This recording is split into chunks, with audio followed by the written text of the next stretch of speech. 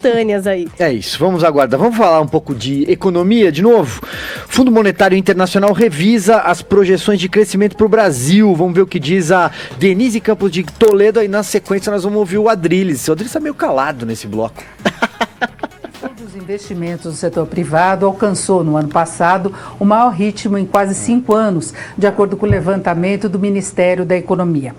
O avanço em 12 meses passou dos 4% no segundo e no terceiro trimestres, superando o melhor ritmo anterior, que foi a expansão de 5,31% registrada no primeiro trimestre de 2014. Em contrapartida, os investimentos do governo, incluindo estados, municípios e a União, que despencaram durante a crise e reagiram em 2018, no terceiro trimestre de 2019, acumulavam em 12 meses recuo de 1,1% do PIB, enquanto a taxa do setor privado beirava os 2% de expansão.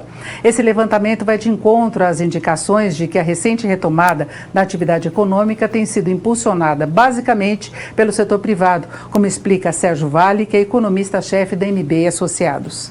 A gente tende a ver ao longo de 2020, mas especialmente 2021 e 2022, um crescimento das concessões e das privatizações, mas especialmente das concessões, e elas virão particularmente pelo setor privado.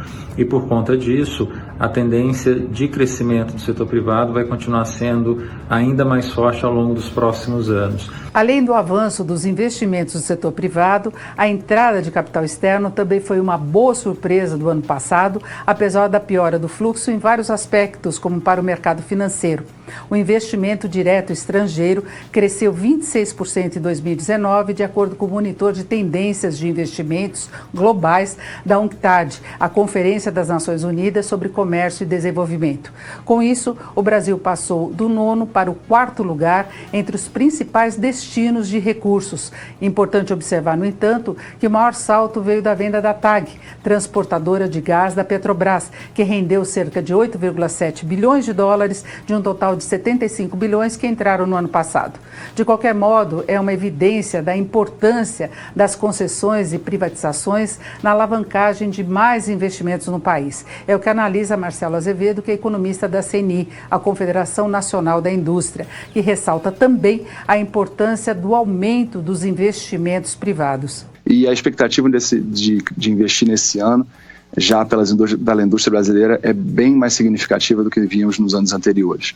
E como é uma agenda que a gente espera que continue, de concessões a um investimento estrangeiro direto e próprio investimento privado brasileiro, com certeza vão conseguir manter esse ritmo mais forte de crescimento. Com o desequilíbrio fiscal que ainda se verifica nas várias esferas de governo e a tendência de diminuição do tamanho do Estado, a retomada dos investimentos e do crescimento, como já vem ocorrendo, vai continuar dependendo muito do investidor privado local e dos estrangeiros.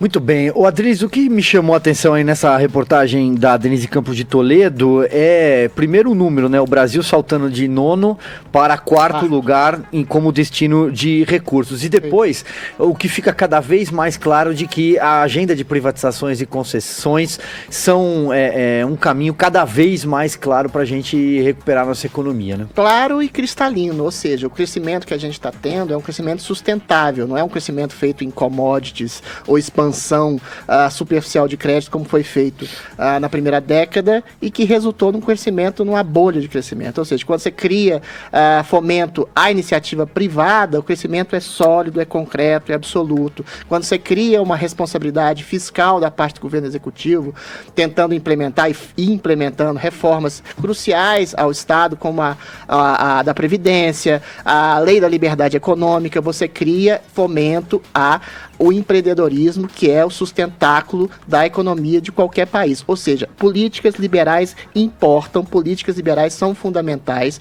A gente tem uma dívida pública gigantesca de 80% do PIB, o que transfere a responsabilidade, a meu ver, meu caro Silvio, para o Congresso, para a gente exatamente estabelecer as principais reformas que estão exatamente na direção dessa expansão econômica, desse crescimento sustentável que a gente está experimentando. É urgente uma reforma administrativa, é urgente uma reforma tributária, são urgentes as privatizações para regular o tamanho do Estado, ao que ele deve realmente ser, para que a gente cresça e faça um voo de navegância.